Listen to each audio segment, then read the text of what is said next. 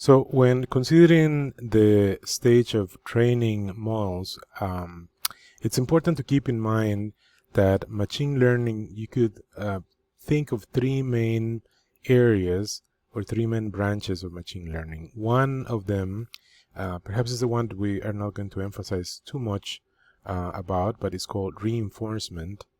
In that context, the reinforcement is subject to a reward function, and the algorithms try to maximize the reward.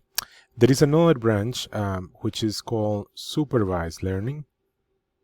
In supervised learning, very importantly here to enhance that there is a so-called target, and there are labels.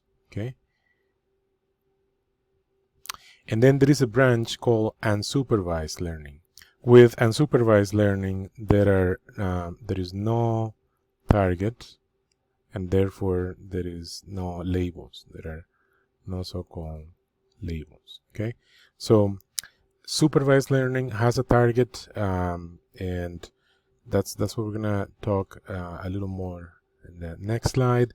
And unsupervised learning has no target. So algorithms for unsupervised learning typically aim to find patterns in datasets,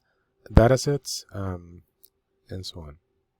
So as we were mentioning, when we are in the stage of training the models, we need to be clear about whether this is a scenario of which branch of machine learning, supervised learning, unsupervised learning, or reinforcement.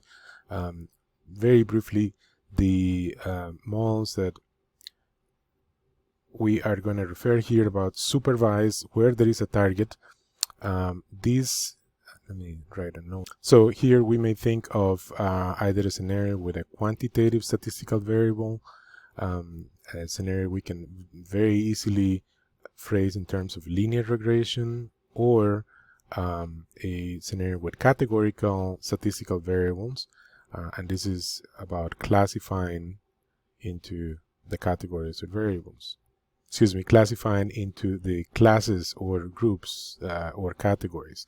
So supervised learning may include one of these two scenarios, while unsupervised models may be about finding I think this is key here,